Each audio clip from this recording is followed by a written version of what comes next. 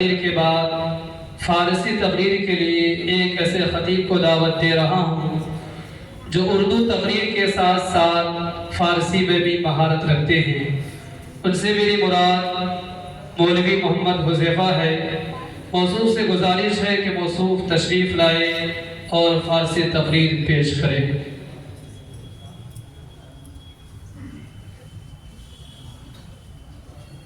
السلام علیکم ورحمۃ اللہ وبرکاتہ۔ نحمده ونصلي على رسوله الكريم، اما بعد۔ برادران عزیزم، من می خواهم و یک سخنرانی کوتاهی را در موضوع توبه و بخشش بدهم بنابری گوش دادن. بندگان خدا، من وصیت می کنم شما و من را اول بتقوی خداوند و طاعت او و بدانید که خداوند متعال مارا بتوبه و بخشش از گناه حکم داده است در بسیار از آیات قرآن و او خودش را نامید و متصف کرد به نام غفار و آمرزنده گناه و بخشش خواهان را ستاید و تعریف کرد و آنها قول می دهد به تمام پاداش و ثواب عظیم و اینها مارا راه نماید به اهمیت بخشش و فضیلت او و نیاز ما به او. برادران عزیزم، برای توبه و بخشش مزایای بزرگ هستند. سپس از آن که توبه و استغفار ذریعه است به هر آمرزیدن گناه. سپس خداوند متعال فرموده است در سوره نساء: ومن يعمل سوءا او يظلم نفسه ثم يستغفر الله يجد الله غفورا رحیما. و هر کس که بدی کند یا بر خویشتن ستم روا دارد، آگاه از خداوند آمرزش بخواهد، خداوند را آمرزنده و مهربان می‌یابد. و از آن که توبه و بخشش سبب است برای ترک از تنگی و فقر و قحط. سپس خداوند متعال فرموده است در سوره نوح: استغفروا ربكم انه كان غفارا يرسل السماء عليكم مدرارا ويمددكم باموال وبنين.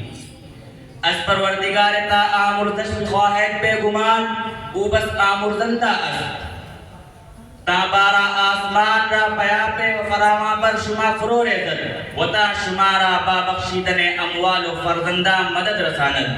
و در سنن ابو داود و ابن ماجه از ابن عباس رضی اللہ تعالی عنہ گفت کہ رسول خدا صلی اللہ علیہ وسلم فرموده است: من لزم الاستغفار جعل الله له من كل ضيق مخرجا ومن كل هم فرجا ورزقه من حيث لا يحتسب. آنکس کے بتسلسل بخشش طلب کند، خداوند اورا بر آورد از ہر تنگی و راہ باریک و از ہمارن جو غم نجات دہد و اورا بے احتساب رزق نوازد. و از آئے کے بخشش پسر دلیل است برائے افزودن درجات پدران خود.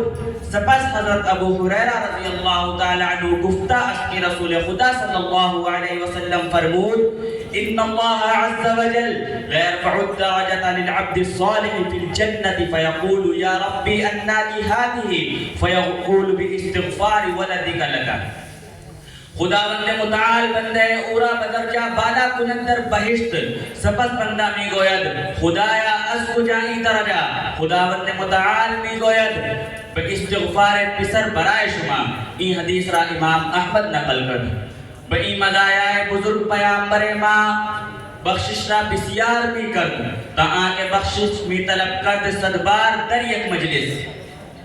بندگان خدا از خدا کی ترسید و توبہ و بخشش را بسیار کنید در دوران زندگی و در آخر مناجات می کنید: کریما ببخشا برحال ما کہ ہستم اسیر کمند ہوا ندارم غیر از تو فریاد رس توی عاصیاں را خطا بخش و بس نگہدار مارا زراہ خطا خطا در گزارو ثوابم نما.